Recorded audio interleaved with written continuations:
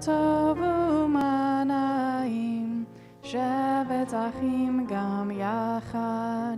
הנה מה טוב ומה נעים, שבת אחים גם יחד.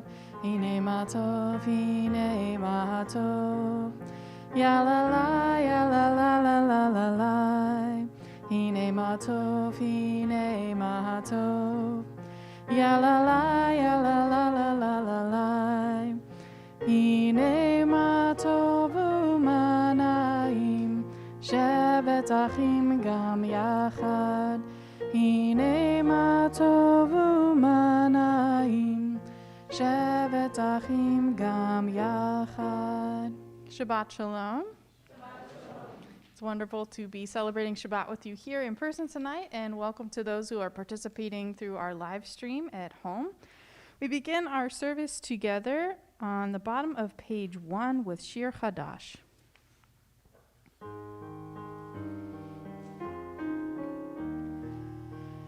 Shiru l'Adonai kol haaretz.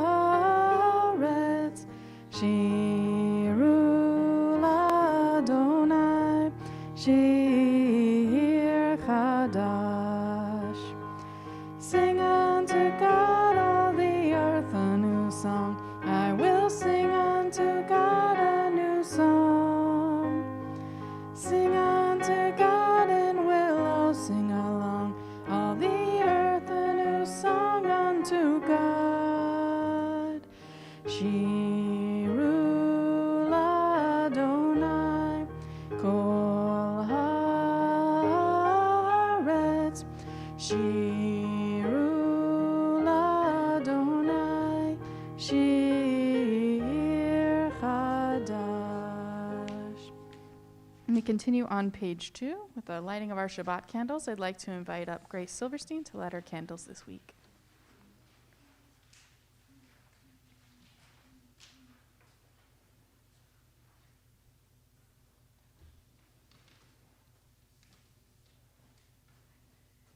As these Shabbat candles give light to all who behold them, so may we by our lives give light to all who behold us. As their brightness reminds us of the generations of Israel who have kindled light, so may we in our own way be among those who kindle light.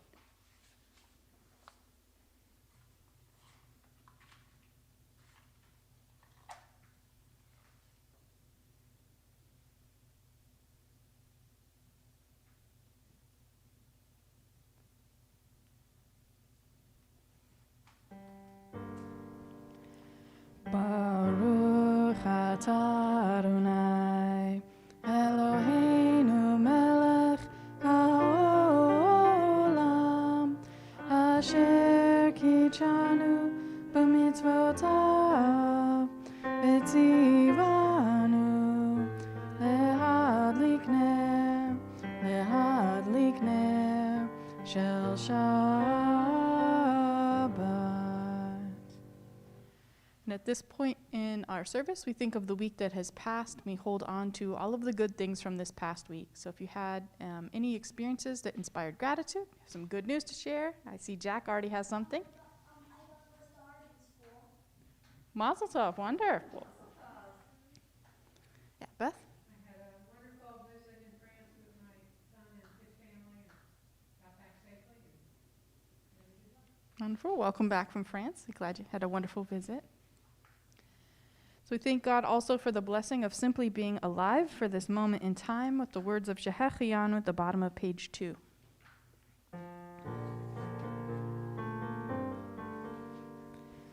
Baruch atah Adonai Eloheinu melech haolam shehechianu v'kimanu v'higianu lazman hazeh.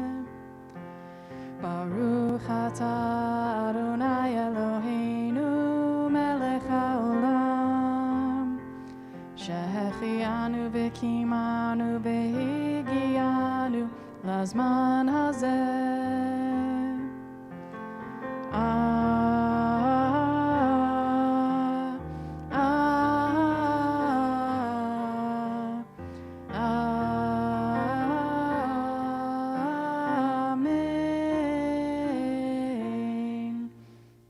We continue on the top of page 4, meditation 1. Teach me, O God, a blessing, a prayer, on the mystery of a withered leaf, on ripened fruit so fair, to breathe, to know, to hope, to despair. Teach my lips a blessing, a hymn of praise, as each morning and night you renew your days, lest my day be today as the one before, lest routine set my ways. And we're going to shake up our own routine a little bit rather than singing our usual version of Lecha Dodi, because earlier this week there was an Ethiopian Jewish holiday called Sigt. We're going to listen to an Ethiopian version of Lecha Dodi. So you can find most of the words on page 3, but there's a few verses of the long version of Lecha Dodi that you'll hear. So if you feel like you've picked up the tune, feel free to sing along. If not, we'll just enjoy this music together.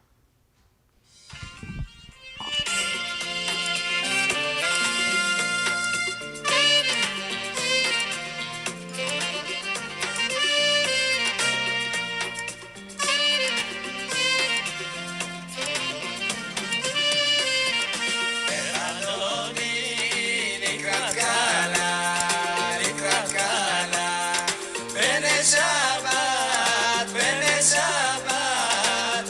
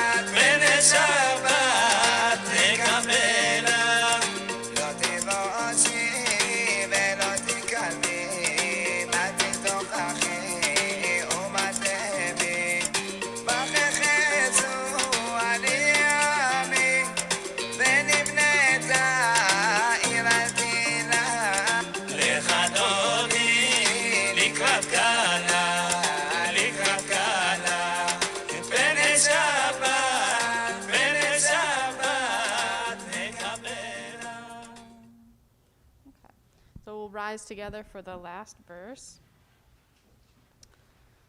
And do you want to try to sing it to that tune, or do you want to go with Okay. Let's pretend we remember this. All right. Boi v'shalom ateret bala gam besimcha uvetzola toch emune hamsegula boi chala lecha dodi likrat kala Pene Shabbat nekabela. All right, that's pretty good. We continue with our official call to worship, the Baruch Hu, at the bottom of page 4.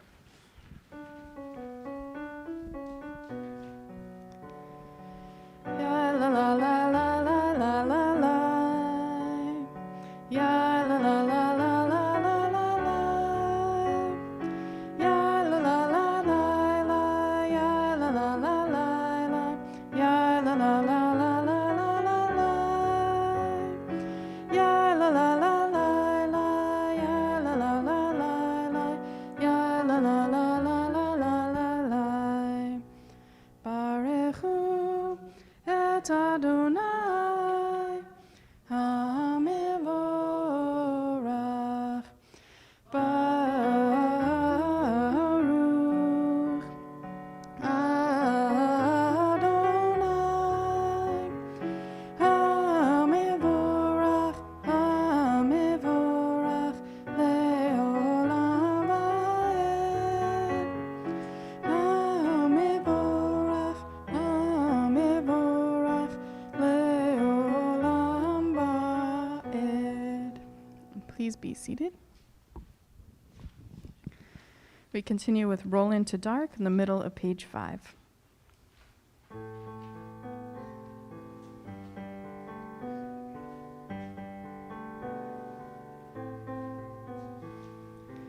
Roll into dark, roll into light. Night becomes day, day turns to night.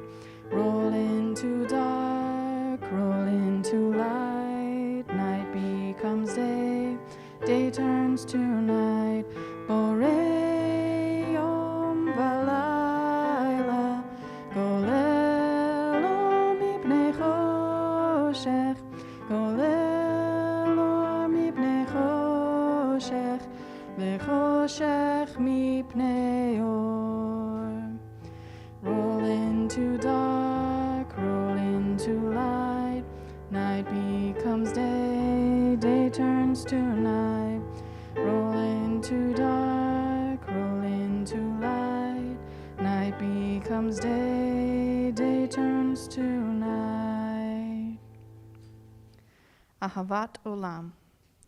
Wisdom and wonder, passion and instruction, story and symbol.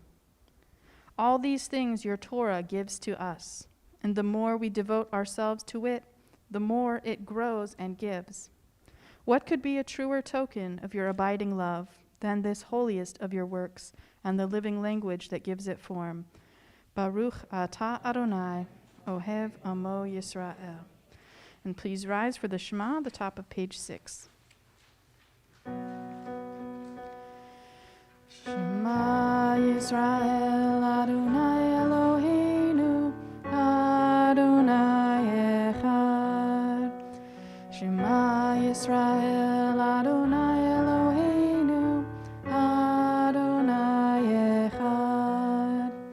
Shema Yisrael Adonai Eloheinu Adonai Echad. Shema Yisrael Adonai Eloheinu Adonai Echad. Baruch Shem Kevod Malchuto Le'olam va'ed. Baruch Shem Kevod Malchuto Le'olam va'ed. Shema Yisrael Adonai Eloheinu Adonai Echad. Shema Yisrael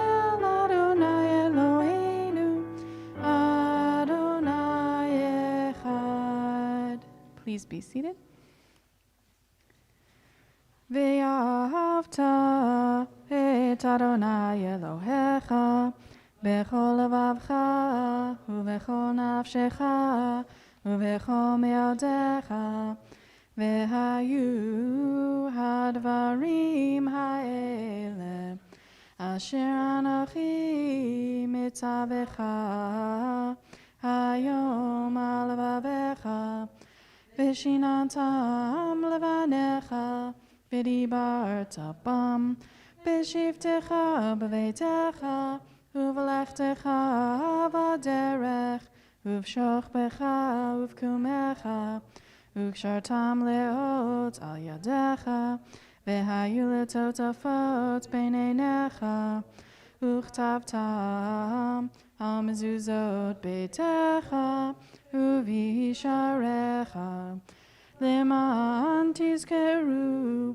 ועשיתם את כל מצוותיי והייתם קדושים לאלוהיכם אני אדוני אלוהיכם אשר הוצאתי אתכם מארץ מצרים להיות לכם לאלוהים אני אדוני אלוהיכם. And we continue at the top of page 7 in the right corner with reading B. Sing the song of men and women, all people joined in understanding and respect. The song of God's miracles, an earth protected and cherished, a gift for our children and the generations to come. The song of a land once ravished by war, now quiet and content. Her soldiers home to leave no more. The song of a world redeemed, the song of peace. We continue with Micha Mocha.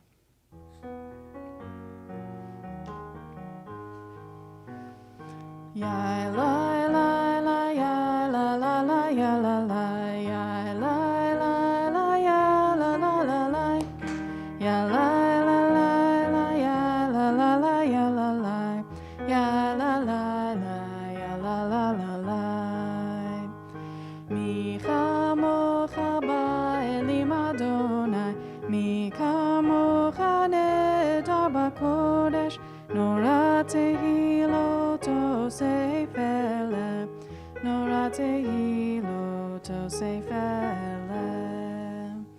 And we continue at the top of page 8 with Vishamru.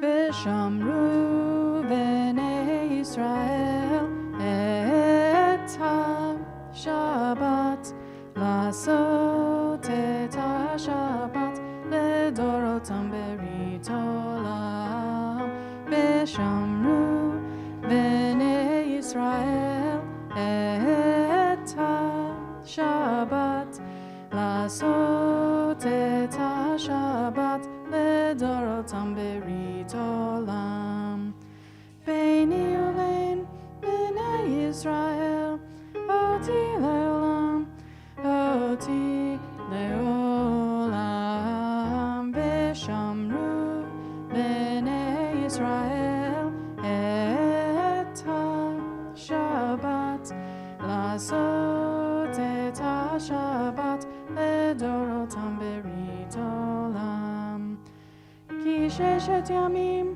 עשה אדוני את השמיים ואת הארץ ושמרו בני ישראל את השבת לעשות את השבת דורותם ברית עולם וביום השביעי שבת וינפש שבת וינפש שבת וינפש ושמרו בני ישראל את השבת לעשות את השבת לדורותם ברית עולם. Continue with reflection 2. Prayer invites God's presence to suffuse our spirits and God's will to prevail in our lives. Prayer may not bring water to parched fields, nor mend a broken bridge, nor rebuild a ruined city. But prayer can water an arid soul, mend a broken heart, and rebuild a broken will. We rise for our central prayer, the Amidah. Adonai sefatai tiftachu fi agite hilchatecha. Adonai, open up my lips, that my mouth may declare your glory. Baruch atah Adonai, Eloheinu v'Elohei avotenu v'imotenu, Elohei Avraham, Elohei Yitzchak, v'Elohei Yaakov, Elohei Sarah, Elohei Rivka, Elohei Leah, v'Elohei Rachel, Ha'el Hagadol, Hagibor v'Hanora, El Elyon, Gomel Chasadim Tovim, v'Konei Hakol, v'Zocher Chasdei Avot v'Imahot, Umevig Ula Lifnei V'neihem, Lema'an Shemo Be'ahava, Melech Ozer U'Malshia U'Magin, Baruch atah Adonai, Magen Avraham V'Ezrat Sarah, Atah Gibor Le'olam Adonai, Mechayei Hakol, Atah Rav Lehoshia, Mechalkel Chaim Bechesed, Mechayei Hakol Berachamim Rabim, Somech Noflim V'Rofei Cholim, Umatir Asurim, Umekayem Emunato, Lishenei Afar, Michamocha Baal Gevurot, Umito Melach, Melech Memit Umechaye, Umatmiach Yeshua, V'ne'eman atah l'chayot ha'kol, Baruch atah Adonai, Mechayei ha'kol. And please be seated. We continue with a relatively quiet moment for personal prayer or reflection.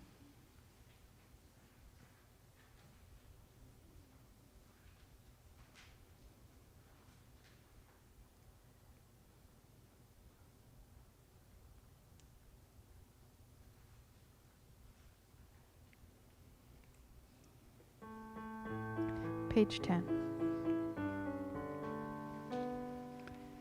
Shalom Rav al Yisrael Amcha Tasim Leolam.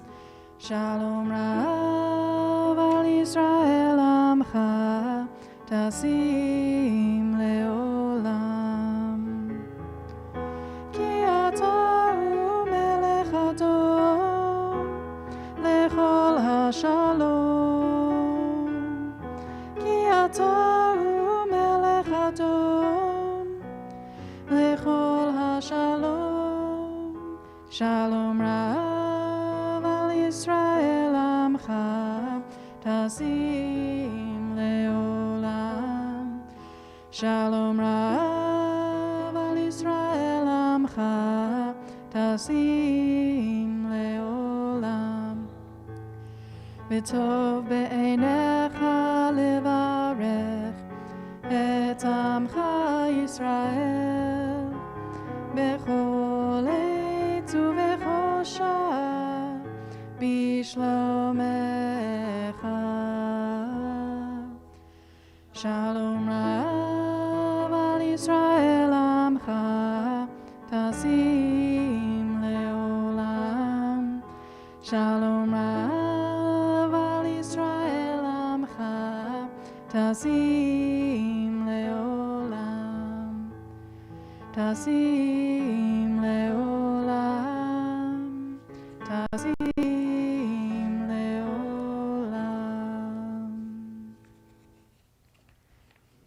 At this point in our service, we think of loved ones who are in need of healing. Tonight, we think especially of Beth Levine, Rabbi Jerry Levy, Elaine Brigoni, and Jean Sanders. Are there other loved ones whose healing we wish to pray for tonight?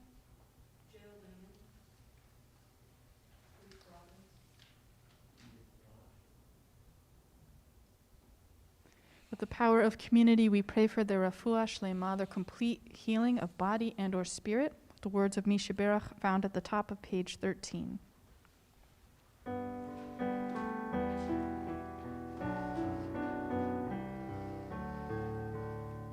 Mishaberach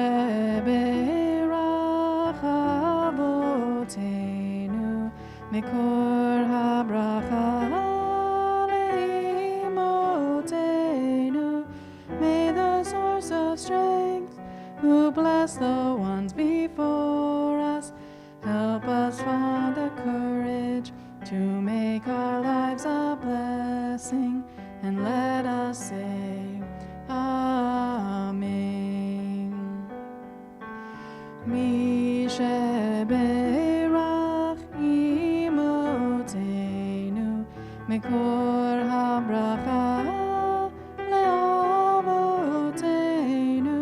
Bless those in need of healing with refuah shlema, the renewal of body, the renewal of spirit, and let us say, Amen.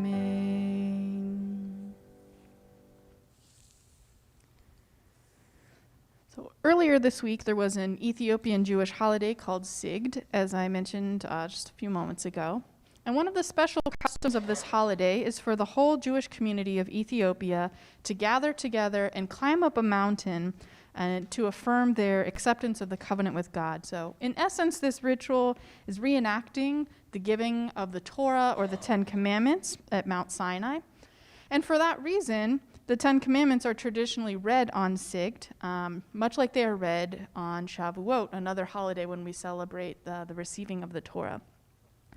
So while thinking about the Torah readings for Sigd and the Torah readings for this Shabbat, I realized that there was some interesting overlap between kind of around the topic of stealing. Among other things, the Ten Commandments include the mitzvah lo tignov, which means do not steal. Meanwhile, some translations of this week's Torah portion describe Jacob as stealing his brother's birthright or blessing. So tonight I want to explore Jacob's actions and do a quick mock trial based on the Torah portion Toldot and other Jewish teachings about what it means to steal. Would we convict Jacob of stealing? So before we can get to the verdict, it's important to know the context of Jacob's actions. So the Torah specifically notes that Jacob's mother, Rebekah, was told by an oracle that her older son would serve the younger son. This was in stark contrast to the social expectations of that era, when the firstborn son would be more socially and economically powerful than his younger siblings. While Jacob and his brother Esau were twins, Esau still emerged from the womb first, meaning that Esau had the special social status of being the firstborn son. That meant he was set to inherit a birthright or a double portion of his father's wealth, as well as a special blessing from his father. So now let's review the sequence of events for this case. Early in the Torah portion, Esau returns from a hunting trip, exhausted and hungry. His brother Jacob has prepared some lentil stew at home. Esau asks for some of the stew. Jacob says, essentially, that he'll trade him a bowl of stew in that moment for his entire future birthright. Esau decides the needs of that moment are more pressing than his future inheritance and agrees to this deal. The Torah says that Esau sold Jacob the birthright. Later in the Torah portion, their mother Rebekah asked Jacob to disguise himself as Esau in order to receive a special blessing from their father Isaac. At this point, Isaac is an old man. He is blind and relies heavily on his other senses, including smell, sound, and touch. Jacob expresses reluctance about his mother's plan.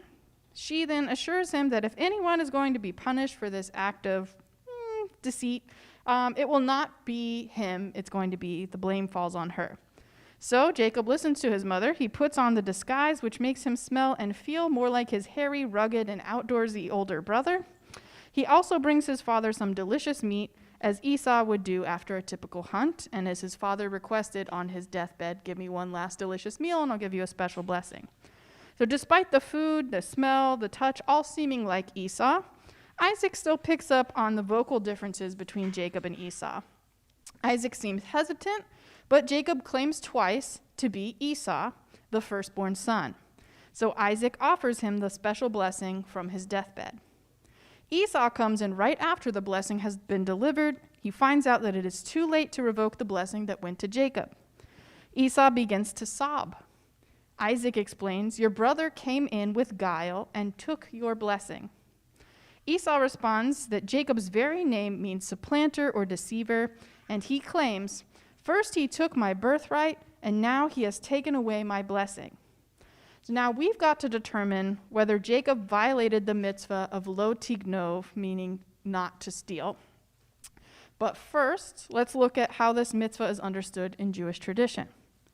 So we find this mitzvah multiple times in the Torah. Sometimes it appears in the singular form, lo tignov, and sometimes it appears in the plural form, lo tignovu, i.e., as you as an individual should not steal versus you all as a group, all y'all, right, shall not steal.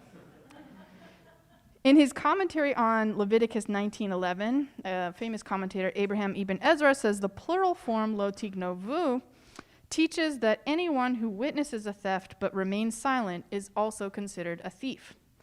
Thus, multiple people can be responsible or guilty in the case of just one crime. So many commentators have a note or two to add about the meaning of lo tignov. The famous 12th century rabbi Maimonides systematizes these teachings into a whole book about theft in the Mishnah Torah, one of his biggest works. So Maimonides says, in order for someone to violate the commandment lo tignov, the property must be worth at least 1 pruta, which may be about 50 cents in today's world, depending on inflation. So with regards to the story of Jacob, it is difficult, if not impossible, to calculate the monetary value of a blessing from your father on his deathbed. Such a blessing is truly priceless, unlike the birthright, which is certainly worth more than 1 pruta. But is a blessing something that can be truly stolen? Even Esau thinks that his father should have been able to produce a second blessing. No actual property was involved in the first blessing. No tangible object was lost, removed, or destroyed, though one might argue that Isaac was robbed of the last bit of his energy on his deathbed during this whole ruse. Still, no one uses the root in the Torah of tignov, right, of stealing, to describe what Jacob did. Both Isaac and Esau, when they're describing what happened, use the word lakach, meaning took. So Jacob took it from Esau. Isaac says he took it with mirma, which literally means deceit, but a commentator named Rashi interprets the word mirma as cleverness. Normally, cleverness is seen as a positive thing, but was intelligence misused for unethical purposes, or do the ends justify the means? So I open it up to you now as the jury to decide, is Jacob guilty of stealing from his brother? Were his actions in any way justified? Or should he be punished for committing some sort of crime? So based on all of that evidence, what are you thinking about Jacob? Yeah. Ron. Well, I'm not going to answer that question, but I'm going to yet. But I do think that this sort of emphasizes the fact that even though Judaism disguises itself as a patriarchy, really, if you look at the decisions made in the Bible, the Jewish women determine every important decision in the Bible. From the very beginning, Sarah, Rebecca, you name it. Mm-hmm. The women make all the important decisions. So that's an excellent point, and there's a feminist Torah commentary that kind of focuses on that. Is the men kind of use the power that's available to them. So sometimes that's gathering up an army or using whatever economic resources they have. But the women will use kind of a different set of resources, which, if you want to be judgmental, you can call it kind of being manipulative, but it's really like whatever means they have of making the right thing happen, right? Rebecca thought, this is what God wants to happen in the future. I'm a woman with kind of limited power here in this biblical society, but I've got to make this happen somehow. So what resources do I have? Let's make some food. Let's put on a costume. Boom, we've got a show, and the future is saved. So I think that's a good point, Ron. Of course, we also have it with Isaac Mm-hmm. earlier. And before Sarah kind of called the shots, right? She said, I don't want Hagar and Ishmael living in our household anymore. God says, Abraham, listen to your wife. And Sarah wins, right? She gets to call the shots there too. So good point about the gender aspect in this text. Any other thoughts? Yeah. Well, something I'm sort of trying to get my head around here is the relationship between the birthright and the blessing. Because clearly the birthright, they made a contract, they made a deal, so that's, and maybe, in retrospect, maybe it doesn't look such a hot deal for Esau, but it was a deal, Could they have gone to Isaac and said, look, we made a deal, he gave me the birthright, here's the notarization, all that stuff, and so give me the blessing. Could he have done that without the deceit? So I don't know how to think about it. Mm-hmm. So I think that's a good point. So we have to divide the two pieces of the things that go to the firstborn son. So the birthright may be under some duress, but Esau still agreed, yes, I will trade my inheritance for a bowl of soup right now. But that was a legal deal. The Torah says it uses the word for sell. So it's probably a note, or someone carved something on a rock. They've got a record, right? Versus the next piece, if that had already happened, could they have found a way to divide the blessing or the two kind of pieces that a firstborn son would get so that it felt fair and wasn't hurtful to either sibling? Yeah. But Jack, what do you think? You think he should go to jail? What's his crime? Jail forever? For stealing? Yeah, so I think there's a lot of people who read it as, he definitely stole something, or maybe you don't use the exact word steal, but he did something very hurtful and deceitful. And when people hurt others, sometimes we like to see them go to jail or kind of show that what happened was not right. We want something to happen to show that that's not okay and that's not how you treat people. Any other perspectives? Yeah. Well, you have to wonder whether the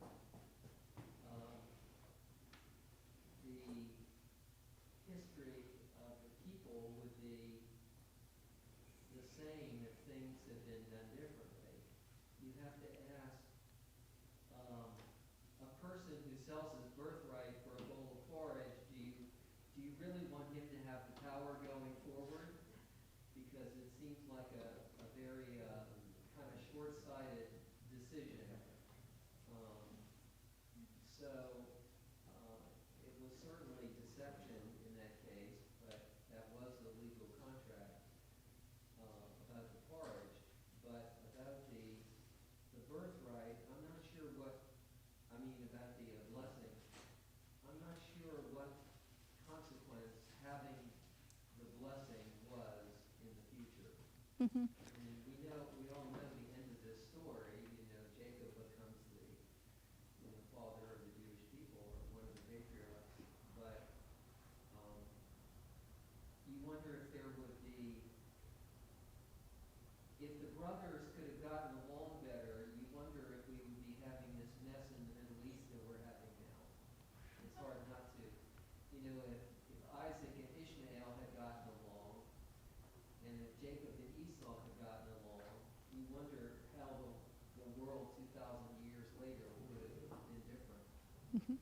I think that's a good point, that there's consequences to the action. Sometimes we might see the consequences as positive, right? Results from something. Like, we probably wouldn't be here in this building right now talking to each other if Jacob hadn't become the father of the Jewish people, right? Who knows what would have happened if Esau was kind of the one guiding this next generation. Sarah, you had your hand up? Well, I just wanted to kind of press the point of this being sort of Rebecca's scheme, right? Rebecca's decision. If we are to consider it theft, does that implicate Rebecca also? Is she also a thief by setting up this deception? Well, she says she's going to be. She says she's responsible, right? Yeah, she says, so he says, I don't want dad to see me as a trickster, then this curse will come upon me. And she says, the curse is upon me, my son. And he's like, all right, cool. Mom will take the curse. Do we know how old they are? It doesn't specifically mention the age. Based on the Torah portion, you have like their youth and probably their teenage years, because they're already talking about, Esau's getting pretty burly and going out hunting and stuff. I don't think small children tend to go hunting, but who knows? And then there's a passage about Isaac, having this whole experience, and then we're near the end of Isaac's life. So I imagine the brothers are basically grown men at this point. They're not kids or even teenagers who are still trying to figure out, what the boundaries are, what's right and wrong. They're probably at least 25 and got that prefrontal cortex for decision making and all of that. But yeah, Jack, what do you think? I have a question. Remember how you were talking about Isaac? Uh-huh. Are you talking about Sir Isaac Newton? No, different Isaac. So Sir Isaac Newton may have been named after the Isaac in the Torah, but Isaac here is the dad who was very old and about to give his last blessing to one of his sons. But good question. So would you say that Jacob stole, or would you say he committed a different crime, or would you say, does it matter, the ends justify the means? Lived up to his name, yeah. John, what? Can we look at his state of mind since he has such a dysfunctional family? And, so he's basically ignored his whole life, and they pit brother against brother and father against son, and what's your state of mind be at that point? We need to look at that?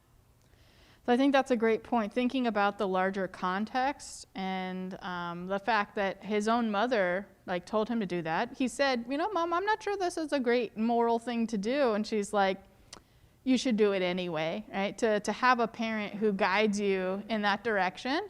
It's different from having the world's best parents who guide you in every wonderful way and then choosing to join the mafia, right? There's less maybe free will for Jacob in terms of his kind of moral behavior.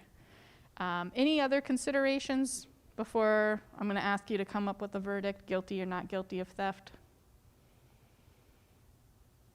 Are we voting on the birthright or the blessing? We're going to do them separately.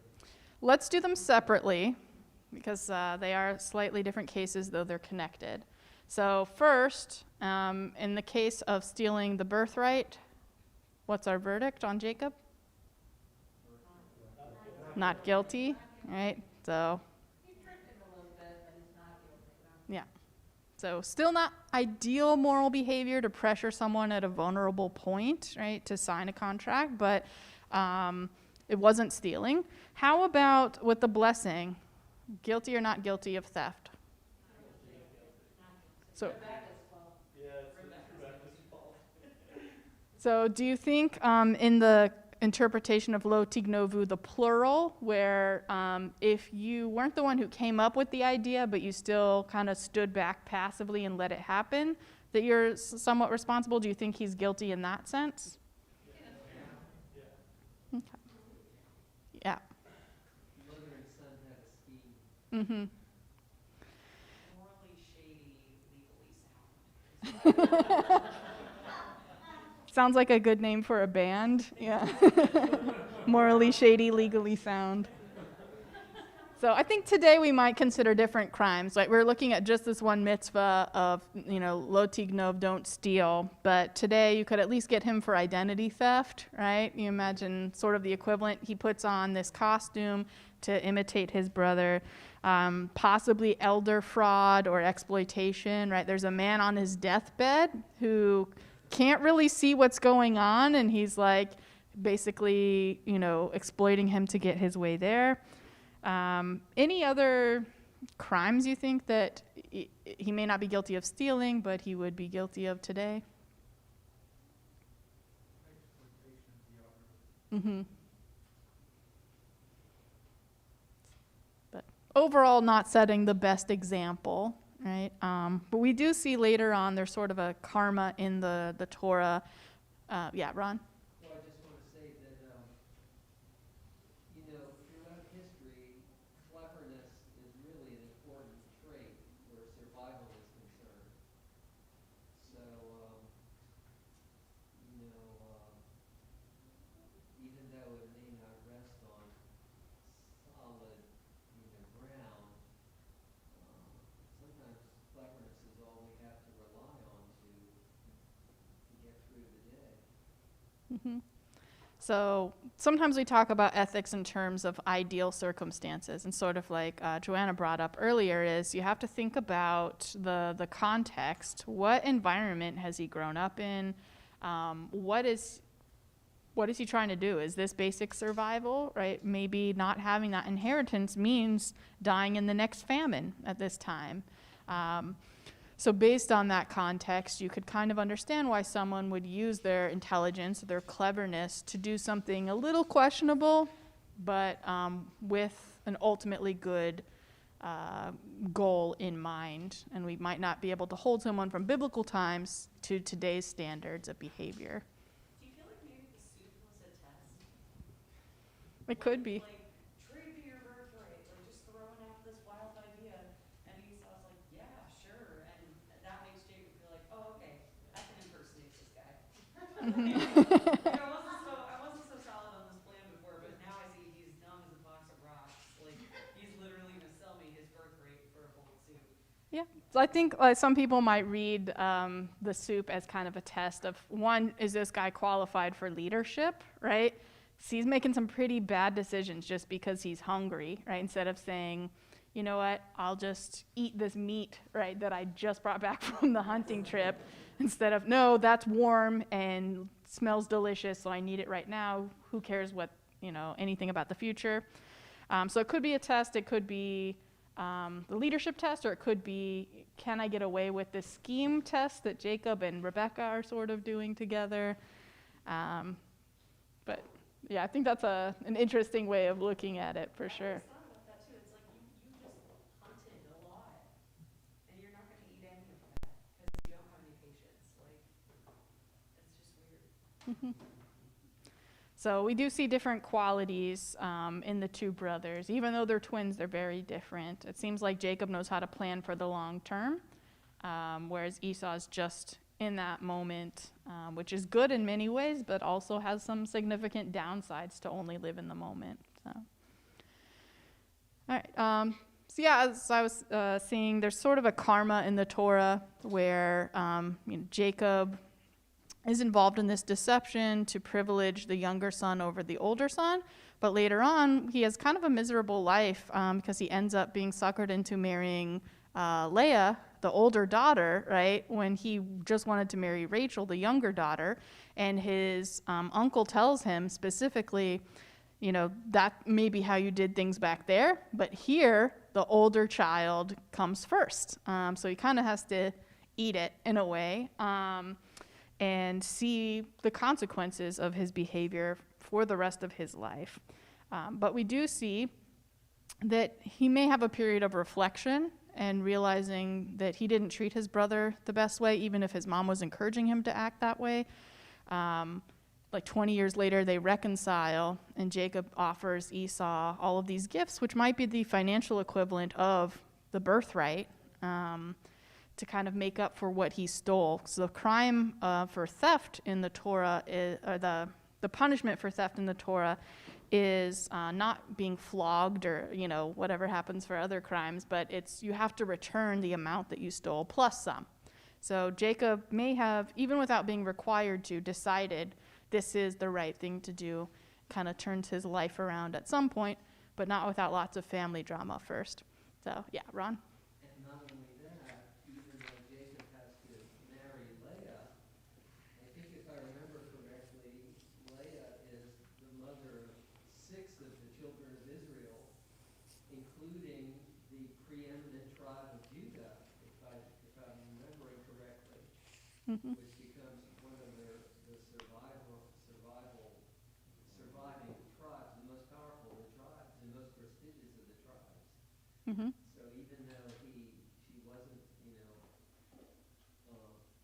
Rachel only has 2 children. Joseph never comes back from Egypt, and Benjamin, I don't know what happens to the tribe of Benjamin, but it's not of much consequence, so, Yeah, the tribe of Benjamin has a rough time in the book of Judges. They get excommunicated for their immoral behavior, and then no one will marry them, and they have to come up with their own scheme to arrange marriages with the other tribes. But yeah. Doesn't Laban use a little deception when he gives Leah to Jacob later on? So kind of what goes around comes around? Mm-hmm. Definitely. So Jacob gets a taste of his own medicine. What goes around comes around. He learns a lot of lessons the hard way, but we get to read his story and hopefully avoid tricking our brothers out of an inheritance and being forced to marry a sibling of the person we actually wanted to marry. So let's learn these lessons before we have a life like Jacob's. All right. Let's continue our service with Aleinu on page 14. Please rise for the Aleinu prayer. Aleinu leshabeach ladon hakol, latet gedula liotze breshit, shelo asanu kegoye haratot, velo samanu kemishpechot adama, shelo sam chelkinu kahem, vegor aleinu kechol amonam, ואנחנו קוראים ומשתחווים ומודים לפני מלך מלכי המלכים הקדוש ברוך הוא. אמר והיה אדוני למלך על כל הארץ ביום ההוא ביום ההוא יהיה אדוני אחד ושמו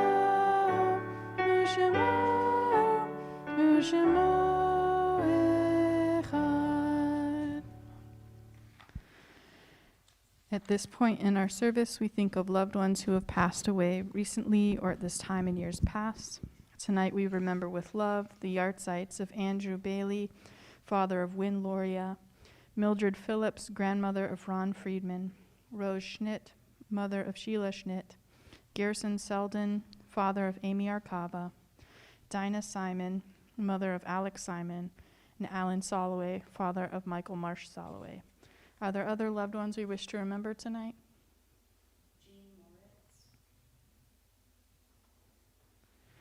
Zichronam livracha, may their memory always be a blessing.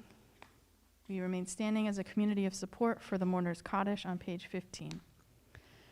Yit gadal v'yit kadash shemei rabbah, bi'alma divra chirute v'amlich malchute, b'chayechon uvyomechon uvchaye dechol beit Yisrael, ba'agala v'zman kariv v'imru amen. Yehi shmei rabbah mevarach le'olam olomei almaya. Yitbarach v'yishtabach v'yitpa'ar v'yitromam v'yitnaseh. V'yithadar v'yitalev v'yithalal shmei dekudesha b'richu. Le'ela mikol birchata v'shirata. Tush bechata v'nechamata. Da'amiran be'alma v'imru amen.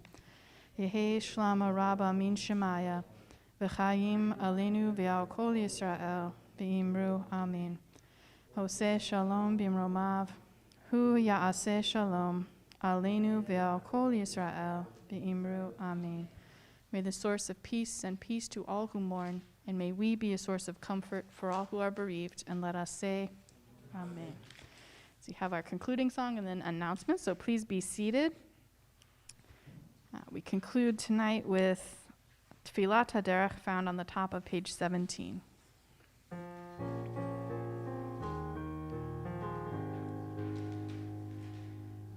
We be blessed as we go on our way. May we be guided in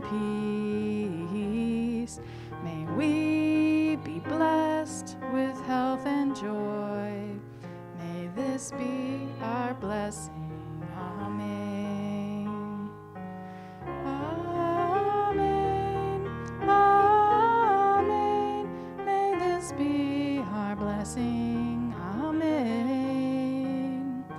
Amen. Amen. May this be our blessing. Amen. May we be sheltered by the wings of peace. May we be kept in safety and in love. May grace and compassion find their way to every soul. May this be our blessing. Amen. Amen. Amen. May this be our blessing. Amen. Amen. Amen. May this be our blessing. Amen. So thank you to Patricia for playing tonight, and Sarah, if you would kindly share some brief announcements on behalf of the board.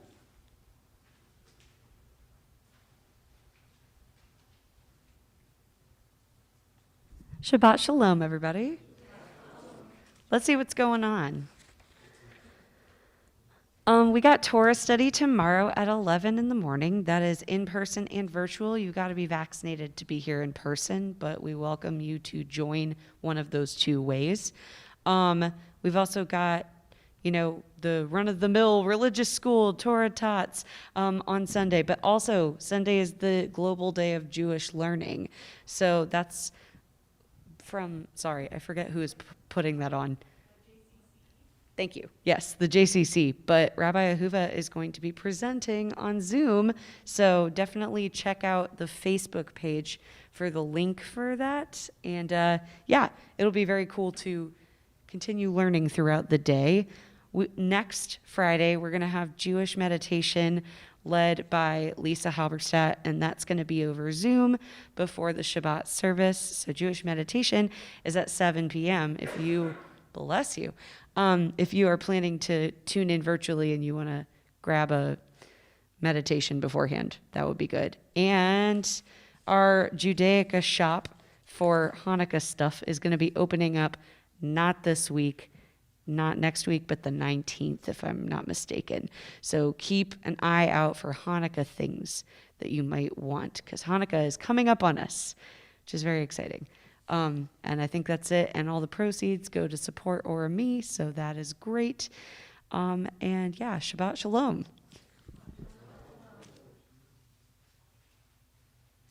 Thank you, Sarah. And if you would kindly return your services to the table near the entrance, and then join us in the back area, maybe patio, depending on how cold it is, for Kiddush and Motzi.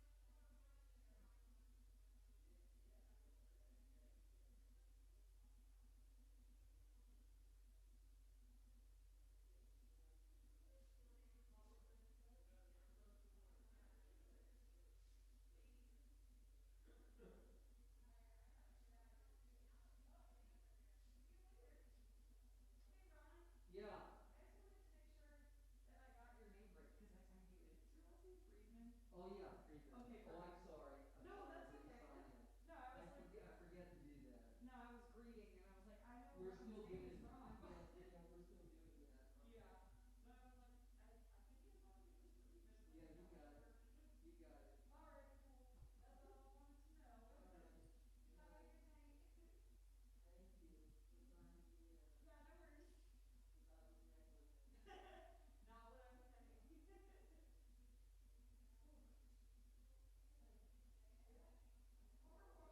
negligence.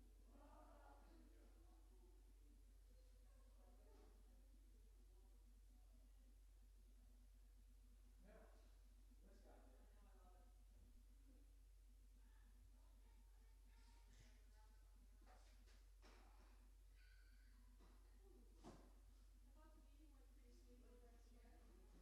Now, this guy. I thought the meeting went pretty smoothly, right? Pretty straightforward, yeah. This cool temperature hard in here. I'm pretty comfortable with everybody in here. It didn't feel like it did when we got here, so. Yeah.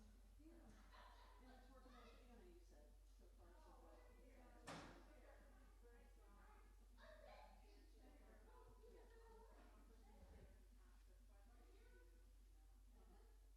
Yeah, that's good. All right, excellent. All right, well, I'm so sorry I'm gonna miss your thing on Sunday. I have 2 commitments on Sunday. There's like 1,000 things I happening. know, and the crop off was out because he had these 2 previous commitments, and one we had already changed a couple of times, we couldn't change it, so, anyway, I know you're fabulous, so. Maybe John will check in, because he's not involved in anything, except maybe football Sunday afternoon. It'll be fine. All right. If no one turns up, then I know. I'm sure you'll get